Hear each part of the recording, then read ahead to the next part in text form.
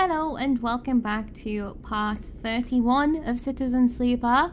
Today we are beginning the episode mid-in-game day, because it was turning out that a lot was happening this day. We're having a busy time on this flotilla, and I thought it would be a good place to pick up today, is we have 3 different kind of factions to go and talk to. I mean, now that I think about it, there might not be dialogue for all of these things, but this one maybe looks like it does because it's got the diamond shape. Maybe the circle shapes are jobs. So let's start here, the Pilgrim Seed. This is Sol's ship from Ember Hearth, which is one of the moons of Ember. So we have, oh my goodness, every one of these is gonna have one of these. What is this? Okay, hold on. Hearth survival +3 and +1. Even Sol's own ship requires help, but figuring out what jobs need doing first and who needs help is a challenge. So this is just like sorting everything out. And then Pilgrim Seed supply. Oh, I have 14 Matsutake caps. Food is an issue on the Pilgrim Seed, even with an agriculture on board. Oh, they have, oh, that's really good. A supply of Matsutake will help fill the gap. So, hold on, because there's wire, there's like, oh, these are like the nodes and the strings. So, hold on. Yeah, this is going here. This is just the location. So, Step, Song, and Hearth. Stability in the flotilla. Why does that feel like those words can be merged together? It doesn't really work, actually. They just have a lot of the similar letters. Stability in the flotilla means relieving the pressure on the refugees from all 3 moons of Ember. Okay, so I guess this is the overall goal. Each of these represents a moon. And then Hearth survival. Whether Eshi got her supplies through the cordon or not, Pilgrim Seed and the Hearth refugees on it desperately need help. So if we didn't manage before, this wouldn't be half full. 1, 2, 3, 4, 5, 6. So 12. We need 12 here. So that's 12 divided by 3. So that's 4 good dice. Dice. So that's not bad. I don't know what this is gonna do. That gets us 2. It's pretty good. Okay. So that means there's 10 more. Okay. Right. Before we do anything else, because we could easily dump all of these in here and do this straight away, but we need to know what the other ships need. So let's check this one first. Aki. Akai? Aki? Oh, I never know how to pronounce these names, man. I'm so sorry. I could have been going through the entire series saying people's names wrong and I'd have no idea. This is Ember's Step. It's a strange sight, given your time spent in the Greenway, to see a greenhouse choked in red dust. It piles up along edges, gathers in curving waves, and is carried by some unseen wind to whirl in front of the glass ceiling. It's a desert in miniature, a captured landscape of iron-rich sediment and unseen life. Whoa, they have like an artificial environment of a desert going on in there? Beautiful, isn't it? The remark comes from another figure standing at the viewing window, so quietly that you hadn't noticed them. Did they just arrive, or were they here before you were? Their cloth-swaddled form reveals little. Looks dead? That's rude.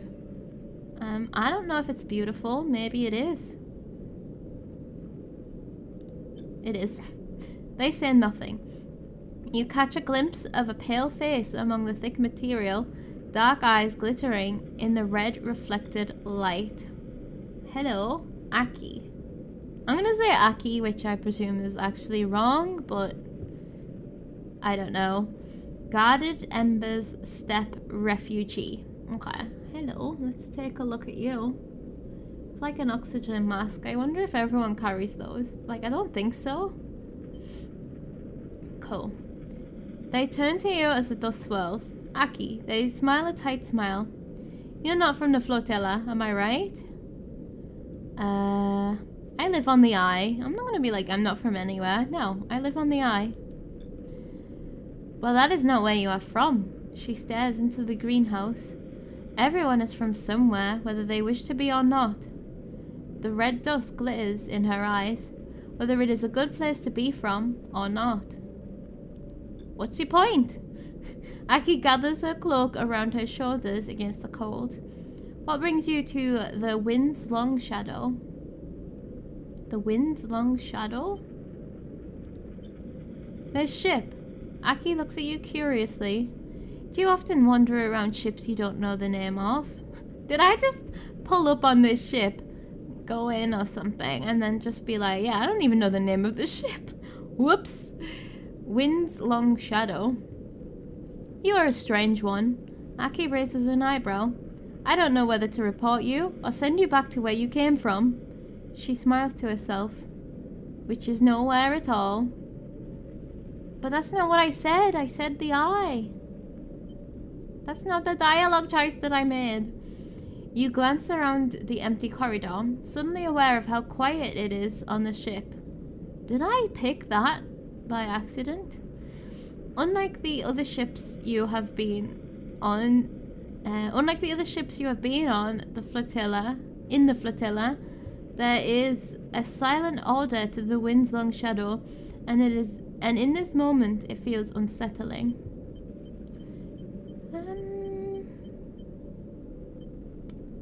Where is everyone? Aki waves her hand. Asleep mostly. It is night on Step, and so it is night here. Oh, do they have like a time sync with the moon that they came from? She rubs her shoulders. At least for those of us who can sleep. I mean, I'm gonna ask. Tell me more about Step. Aki turns away, irritated, eager to change the subject. Oh, she doesn't want to talk about it. You hear a creak as a set of shutters slowly begin to close around the glass ceiling of the greenhouse. As you watch, you feel the dissonance this place has with that word.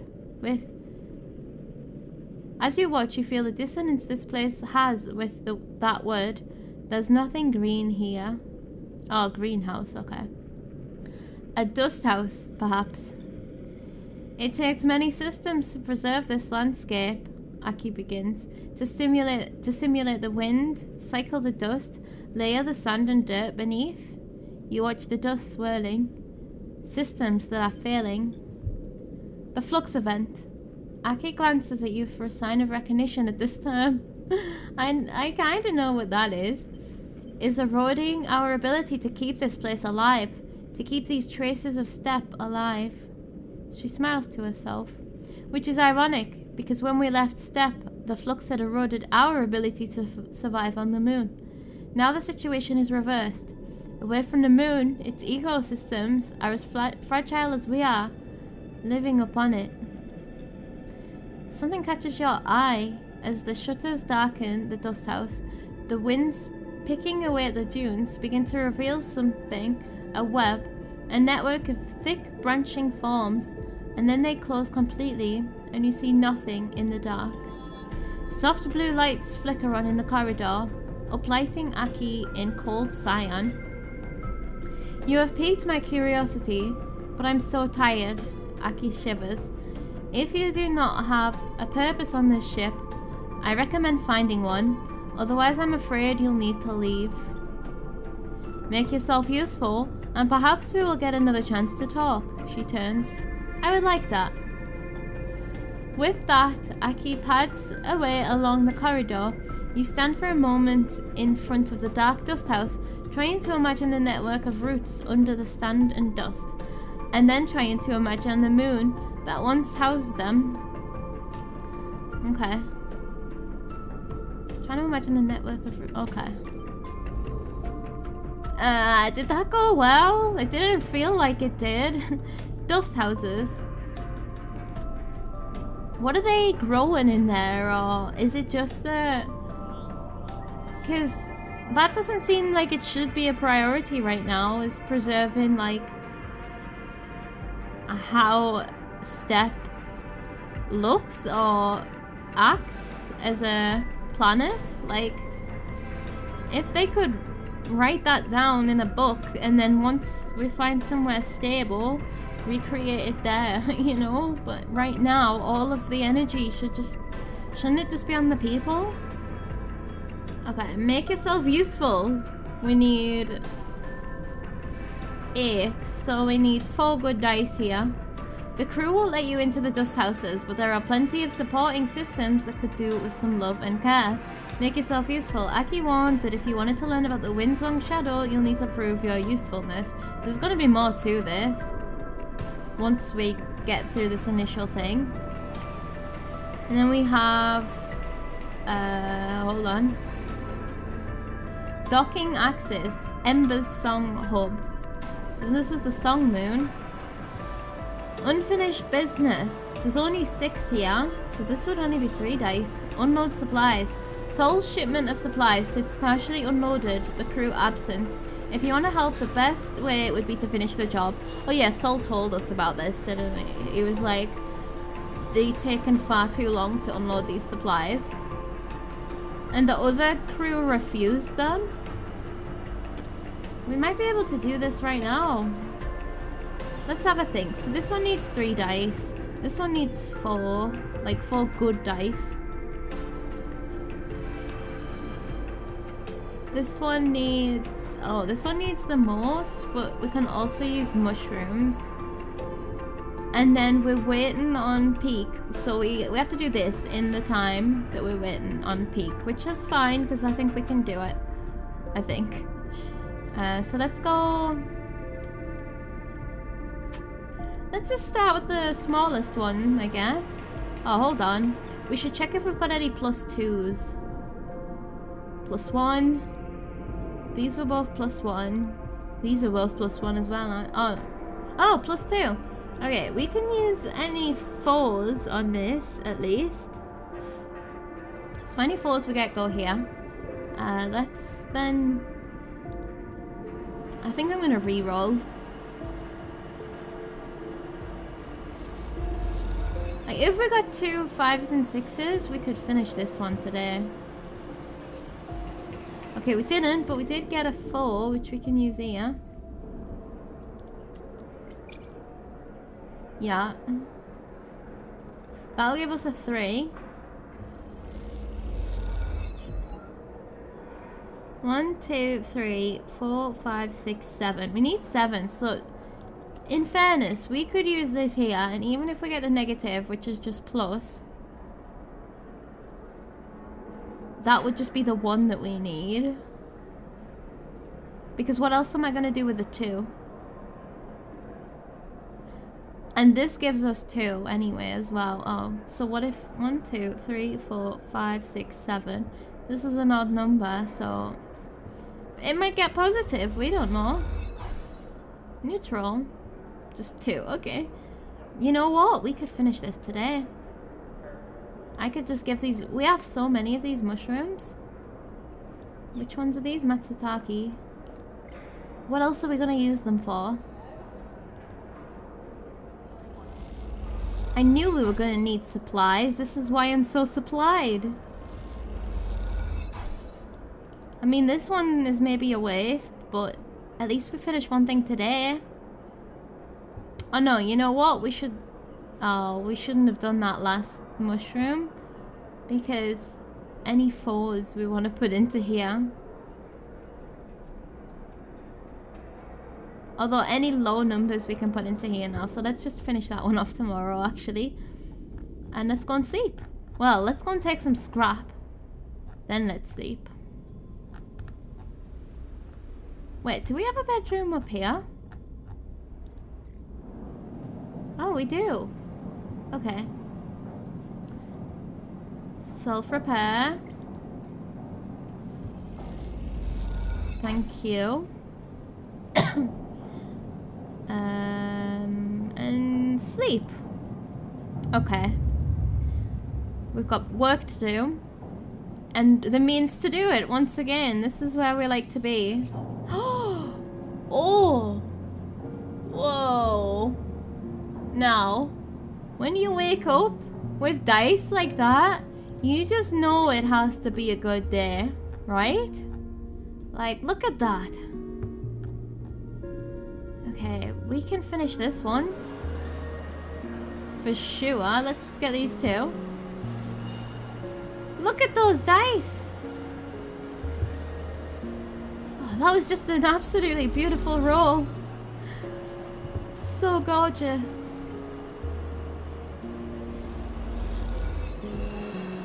Okay. What is this gonna do? Are we gonna meet a person from song? There's a loose crowd around the supplies you have unloaded, and a tense mood brewing among them. You sit nearby on the edge of the shuttle's docking tunnel, resting. Further away, crews from Ember's song continue their lives as usual, coming and going, trading, discussing. There is a quiet efficiency to the hub, set up as a common space for the swarm of small ships from Ember's song that are part of the flotilla. Unlike Hearth or Steppe, there is no one capital ship for this moon's refugees. It's just a mass of individuals traveling in cohort. We told Hearth we didn't want their scraps. The cheering voice comes out from the small crowd nearby. Peter, I'm gonna go Peter. Steely Ember Song's refugee. Let's see you. Okay. Hard worker? You turn to see a gaunt, pale man wearing the industrial work gear you have seen many of the Song refugees wearing. You hear me?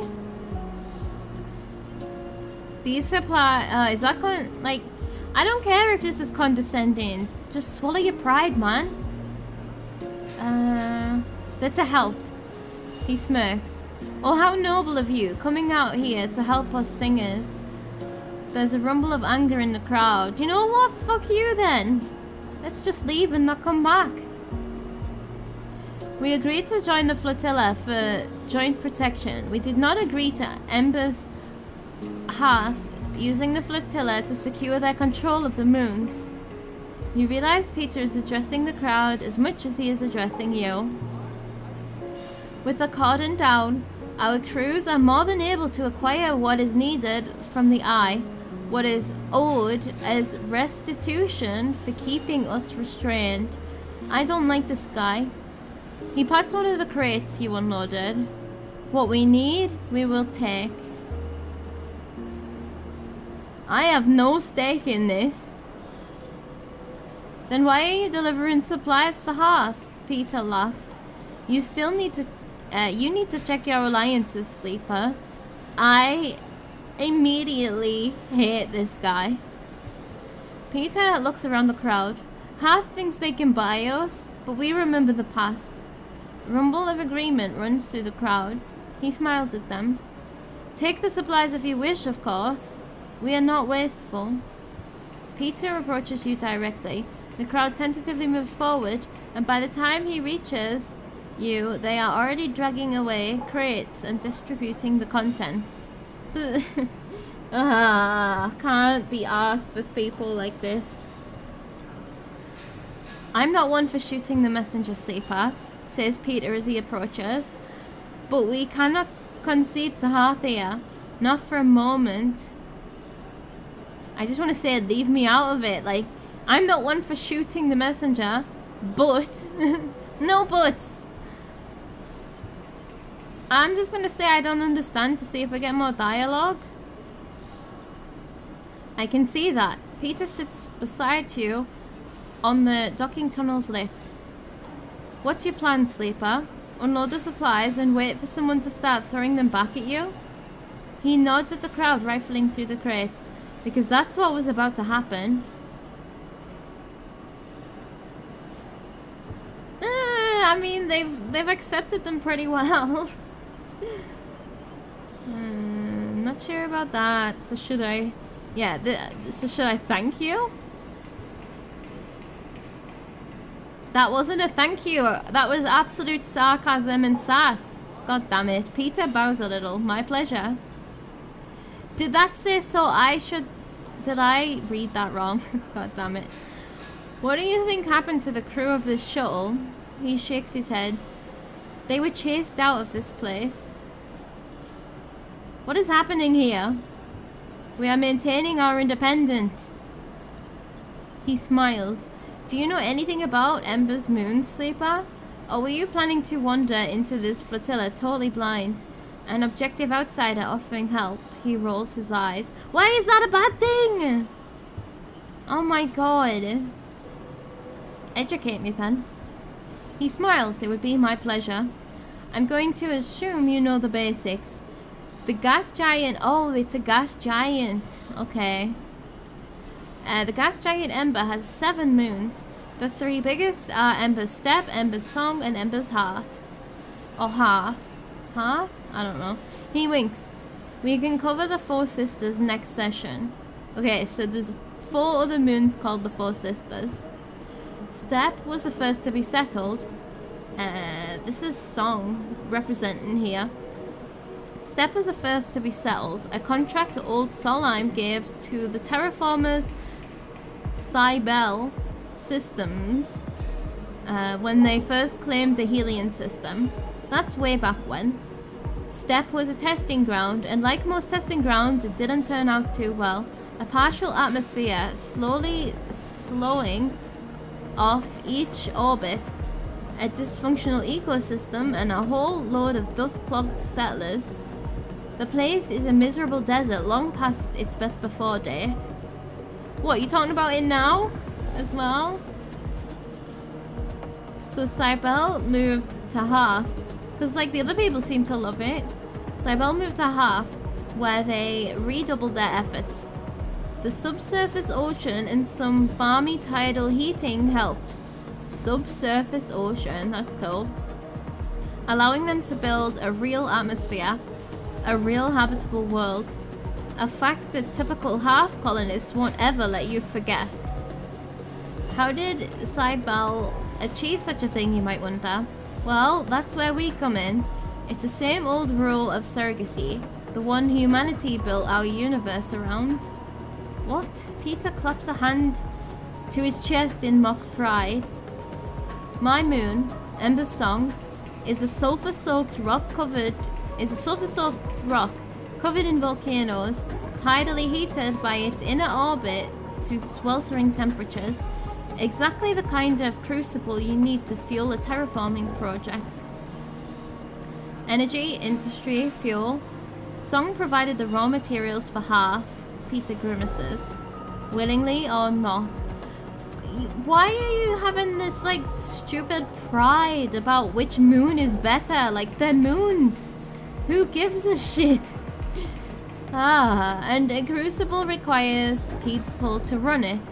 Us singers, born into a flaming pit and asked to stoke it so others might live in a paradise in the making. Okay, that's not good. That's what we had to endure until Solheim brought everything down.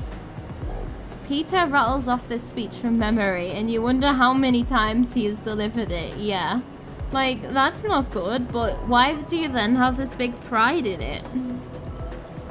No Solheim, no contract. No contract, no Cybele.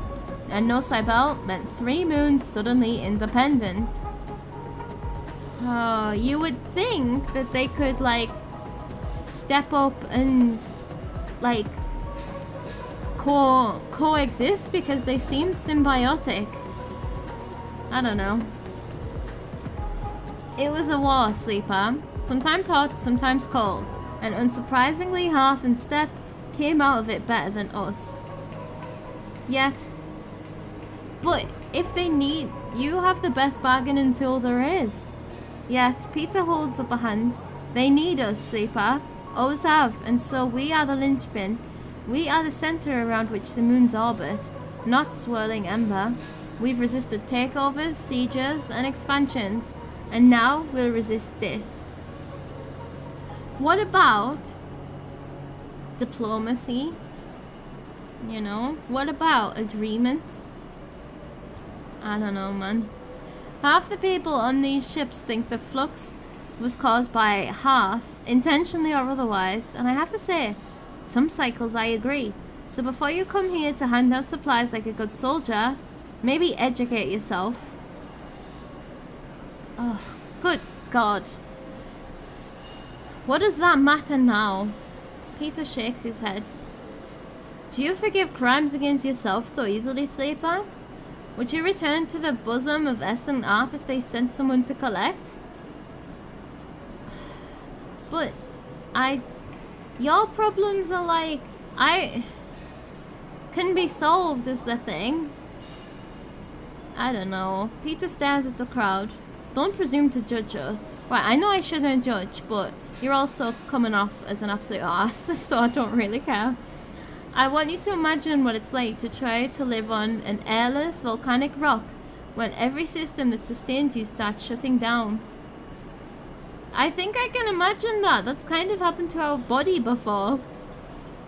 He spits and wipes a sleeve across his mouth. Where are you spitting? You're on a spaceship. We abandoned nothing. Some stayed, others left. But we will reclaim Ember as soon as those flux fades. As soon as the flux fades or ends. We've weathered worse. So far, right, in this, just particularly in this episode of the DLC, I keep feeling as if they are talking as if I answered the other thing. Because he's saying we abandoned nothing, but I didn't accuse them of abandoning the place. That was the other option, you know? Okay. Don't you need the supplies? The flotilla should be united. I understand. No, I don't understand. I just don't. I hear you, but...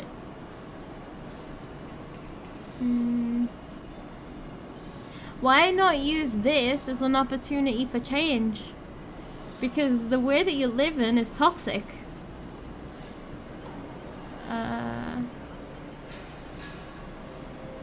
He is gonna hate me if I say the flotilla should be united.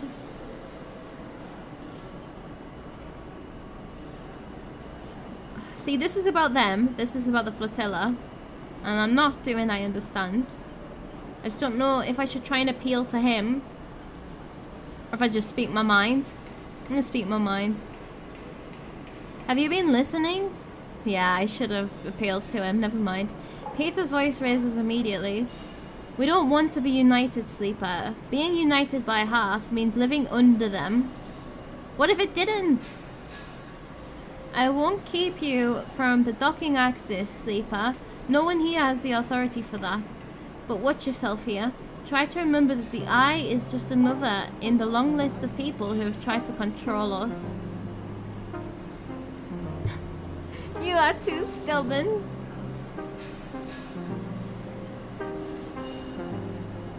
I don't know what to say. I'm struggling with this guy. Like, he probably has points that I don't understand. But I also just, that's not a kind of world I want to live in. And like, I don't know what it was like, how they lived, but it's not the same. Because they were living underneath some external rule. But what if each of these moons had a council and they created like an overall council, you know? And they all own Ember instead of each trying to claim it for themselves. Like, what if that, you know? Now is the time, if any, when everyone has abandoned the moons, now is the time for a reform. No better time, actually. I mean, assuming you ever get to go back is the thing. At this stage, I actually don't understand at all, because you might never get to go back. What if the flux comes and wipes everyone out? Is this how you want to die? Anyway, what am I answering here? I won't keep you... Watch yourself. Try to remember the Eye is just another on the long list of people who have tried to control us. The Eye is freedom. At least it has been for me.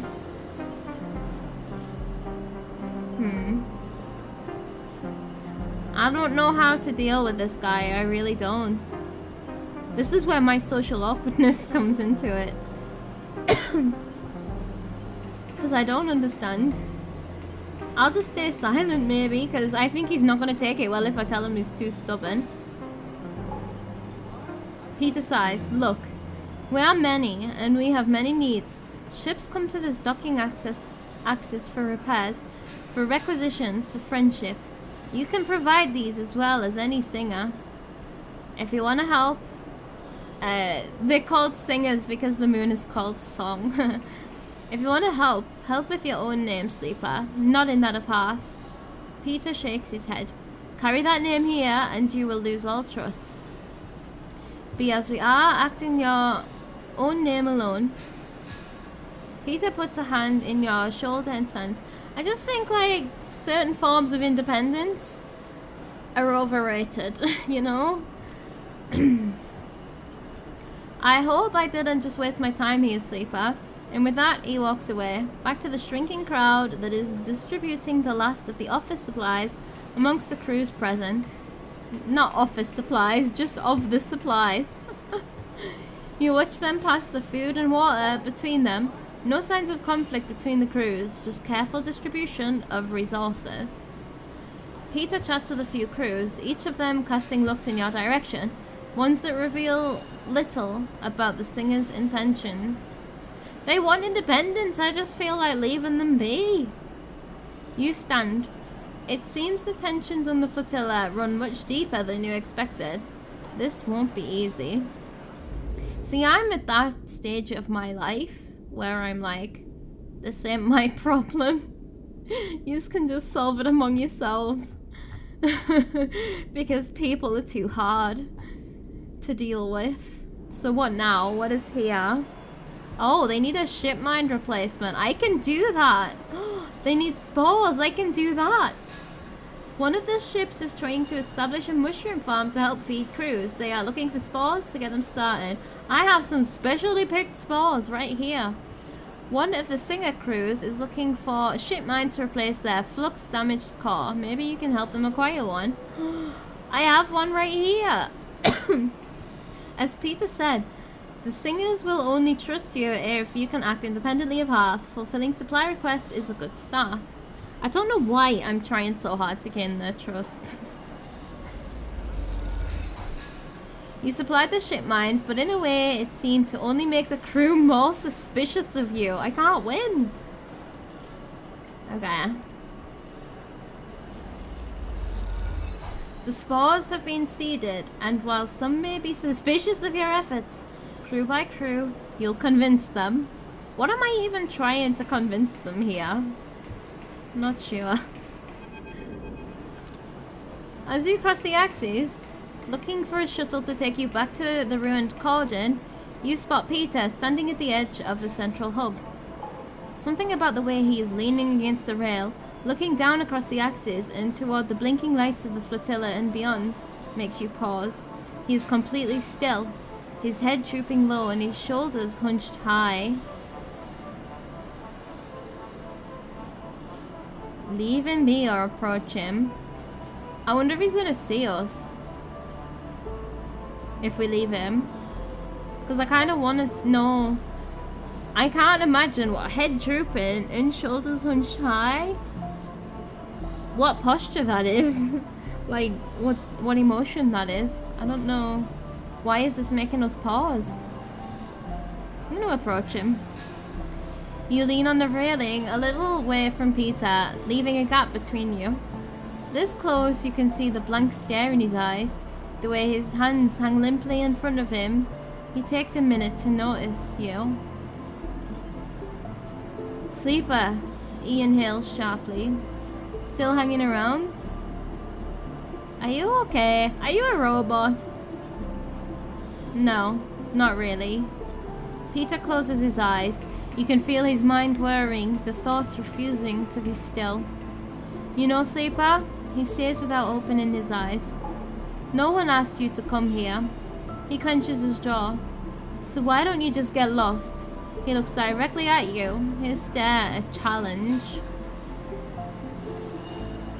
What's up with you? Peter stands back from the railing. Who invited you, Sleeper? Who said you could come here? You think because the Hearthers decided to name you their errand boy, we have to put up with you? You're treading on such thin ice right now. We don't want you here. We don't need you. His eyes burn with rage. Go home, you stupid machine. A second after he shouts that final line, he collapses in on himself, staying upright, but all the energy going out of his body. Like, I feel like he doesn't mean it, but I don't know. Like, he's putting on this front. He's putting on this, like, I'm a big man front, and it's not even true. He slumps back against the railing, his eyes closed once more. You wait. After a while, he speaks. I'm tired, Sleeper. Tired of everything. I'm tired of the empty paternalism of Hearth. Paternalism. I'm tired of the paranoid whining of the crews. I'm tired of the endless cycles that look the same, smell the same, feel the same. I'm tired of running, of hiding, of fixing every shitty thing that breaks out here. His shout echoes a little in the hub, but a few stop to look. He looks down at his feet. Yeah, I do get it. Tired is more than just physical. And, if he can just take a step back, can we help him see that it doesn't have to be like this? Like, you know? If everybody chipped in and helped each other, that's the point. It eases the load. It makes things worth it again. Because this independence that you're talking about is a lonely ass thing. And what's the point if you're so lonely? I get it, everyone is tired, so I'm gonna do... I kind of like everyone is tired to show that it's not just him, like, come on. But also, I think I get it, some solidarity might help, or he might go off on one, I don't know, let's see. Peter nods. I'm sorry, Sleeper, he sighs. Something is... I don't feel okay. Just tired, I think. Really tired. He stands. I'm going to go. He looks at you and sniffs. Get some sleep. Sleep well. I'm not gonna be an ass about what he just did. He was an ass. I'm not stooping to that level. He needs to go and sleep. Genuinely, sleep well. Peter nods slowly, turning away. He raises a hand and drifts away towards the center of the hub. You turn back to the railing, not wanting to watch him go. Seeing him like this, you prefer not to stare. The traffic of the axis rumbles on as you watch, under an endlessly shining sun. The same air recycled through all these lungs, the same dust gathering speck by speck on the windows. Ooh, that makes it feel really claustrophobic. You take a sharp breath, stand straight, and get moving, before the inertia of it all gets to you too. Cool, so yeah, he is getting on top of this guy, despite the help. So next for this area, Axis Assistance. The more work you do for the singers, the more you get to know the crews, the more they'll trust you. And then we have Axis Job Board. Engineer any foes that we have, we can do this one. Nice. The Axis houses an overflowing job board of engineering tasks requested by the crew. You can help out here. This one gives us 2, so we'll probably be doing a lot of this one. This one gives us 1. Crew socializing. The Axis is as much a social hub as it is a supply hub. Keeping good relations with the crews will help them trust our work. So this is also important for morale as well. Like, morale is so important, clearly. They don't have a lot of it. So that's the next phase of that. But for this one, we'll probably want to do this one first because we're closer with this one. Get it onto the second phase. But we want to do this one more first, right? But we can do that with... Okay, we can use the 3 on that. So we can use the 2 big dice on this one. We don't actually need a reroll today. This will get us halfway. And then hopefully tomorrow, if we get 2 good dice, we can actually get onto phase 2 of the dust houses and maybe find out a bit more about why they have this dust house thing happening. Maybe it does make vegetation and stuff. I don't know. Let's do it. You know what? That's actually phase 3 because phase 2 was supplies. So these guys are probably going to want some supplies after this.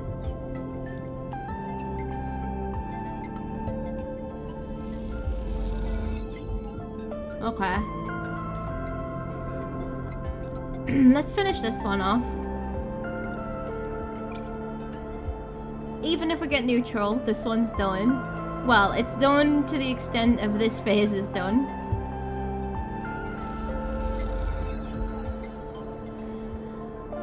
Right.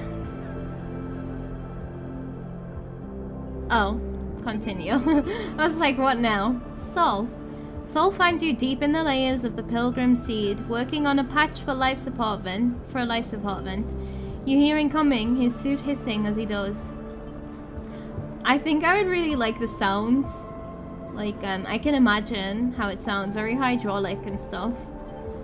I had to ask around to find you, he smiles. Seems like you know the place better than me these days.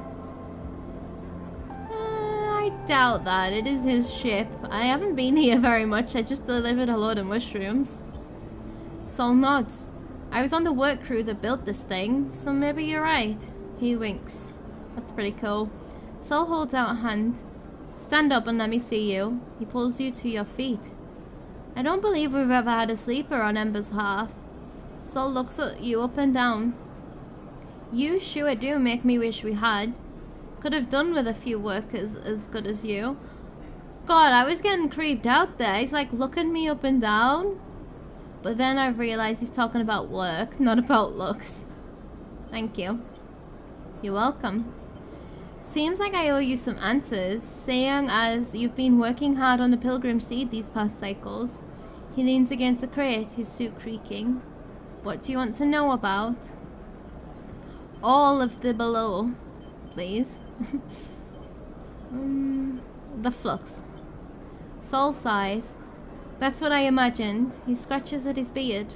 I can't say I'm an expert, but I can tell you what we witnessed on Hearth. At first we ignored it. A few farms had their automation systems blink out. Lifter suits locked up. Bots reset their schedules. Nothing we hadn't seen before. So it's actually...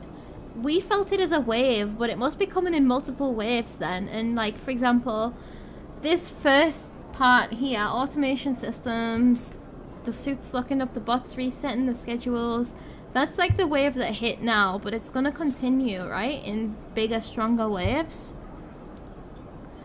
But then the news came out of the Passero? I'm not sure, that they'd been hit harder. The local network had gone down and no one could get it back up. It was rough for a while, but out on the farmland, we were used to that. Passero? The capital of Hearth. Tens of thousands of souls made it their home. Sol grimaces. We know there's only thousands that have made it out. Did they stay behind? Anyway, did they die? We thought the flux was a freak event until the day they got the network running again. That's when the cascade happened. System after system corrupted, data lost. And then another flux hit. And another. So that's the flux. The wave is the flux. Like that's, when we're saying flux, we're talking about the waves. The bots were running in circles in the fields. People had to be cut out of lifter suits like mine. Oh yeah. And the city, I never saw it, but I heard from others. Sol shivers. It only got worse from there. We couldn't seem to fight it. It cut us right open. The idea of in the future we live in a more technological world, especially like in space, it has to be technological, of then attacks on the said technology, that is just as terrifying as any kind of attacks that we can have nowadays. Scary shit. That's what I know about the flux. Some folks say it came from the inner system, that it might be connected to some old tech there or something, but I never heard anything more than rumors. From the inner system? Is that as in inner system planets? Solar system? Or inner system tech system? I imagine planets. Sol scratches their beard. Sorry, I don't have better news. So, okay. Sol shifts on the crate. Anything else you wanted to ask? Yeah, let's ask some more questions. I hope we get to ask all of those things then. Yeah, we do. Okay. I had a thought that happened. Oh yeah, I was thinking about the song Moon, and about how they were saying I wouldn't even be surprised if Hearth was the one that caused this. But that's just showing some pettiness as well. Like, this is galactic, you know? And they're just willing to blame them rather than try and make any relations. Right, tell me about Ember's Hearth. Sure, he smiles. I mean, I spent my whole life on that rock, so I have plenty to tell. I'll save my life story for another time, he winks. But the short of it is that Hearth is the first of Ember's moons, the biggest and the most populated, which is down to the successful terraforming system Cybele set up back when Solheim owned the system. So terraforming is like, that's making the planet or moon habitable, right? They tried it on, I've forgotten the name, Step or something, and it didn't work because it was too hostile of an environment.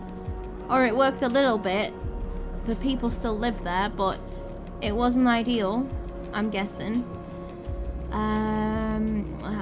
Okay, tell me about the relations. Sol smiles. Depends who you've been talking to. You shouldn't mistake me for a politician, Sleeper. That's for others to do. He gives you a look. But Ember's Step was a test ground for the terraforming tech that Hearth is built on, while Ember's Song was the extraction site for the raw materials and energy you need to make it work. You can imagine that might lead to some tension. I mean, I don't know, I just don't get it. I don't. Like, if they feel like they're being slaves or something, that's when it can be fixed by having people from Hearth taking shifts on Song, and people from Song getting to go and live on Hearth as well. Like, you know what I mean? That can all be solved. It needs to be, they should all be considered as part of the same thing, in my opinion.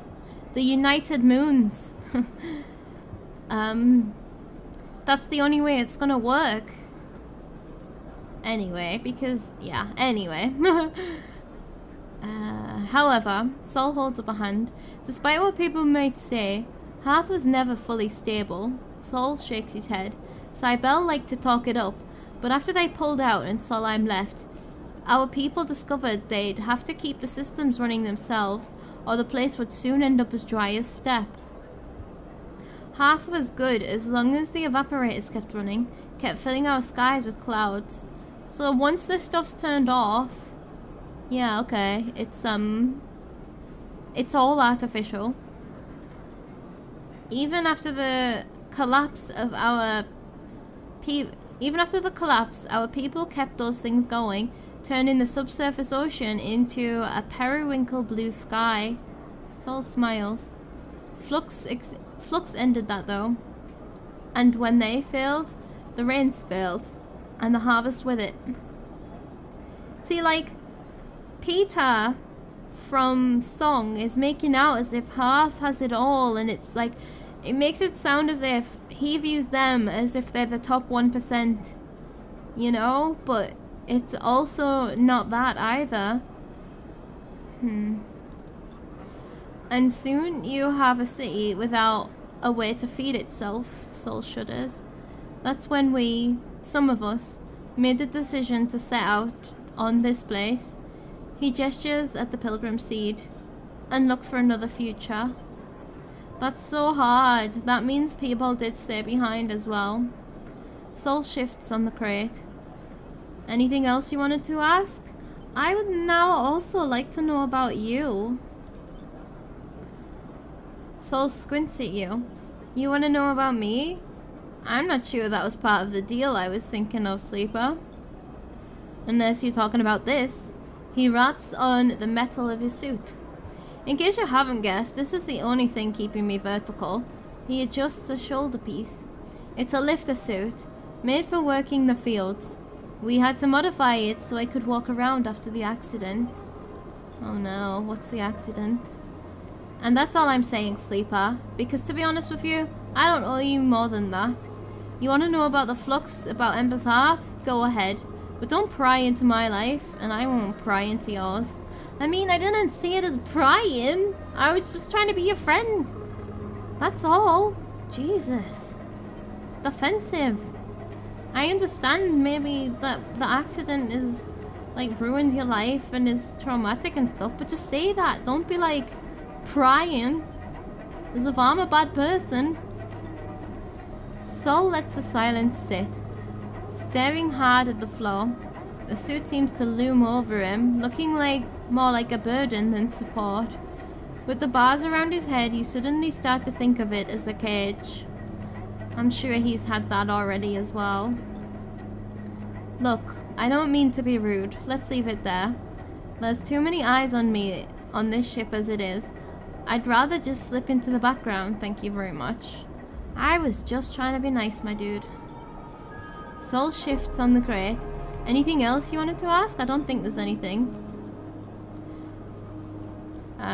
Sol nods. What do you want to know about? Something buzzes on Sol's suit.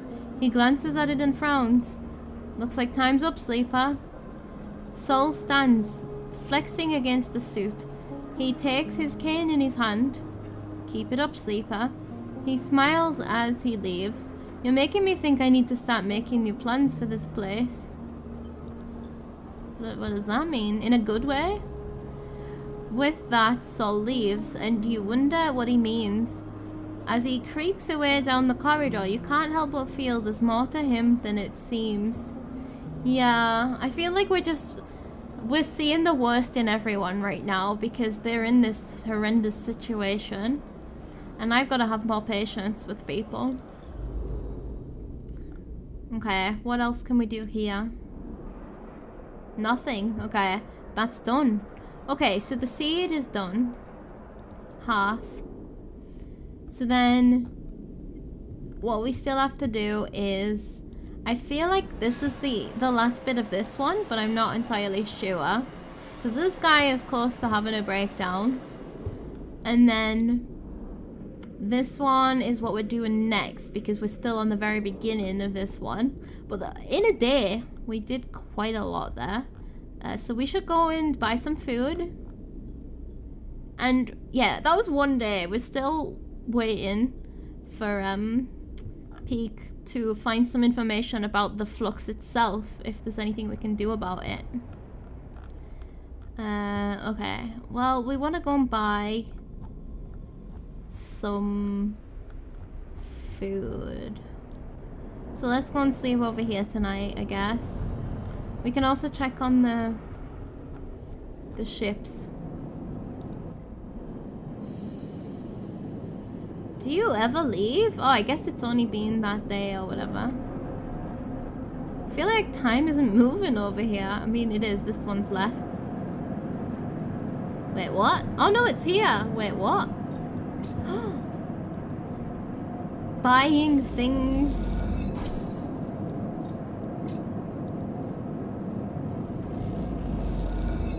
There we go, we have a new ship mine, like the one we just used. Okay. Which we could sell to get a profit if we wanted to. That's why I buy those. Right, so that's that one done. It's this scrap ship that never seems to be leaving.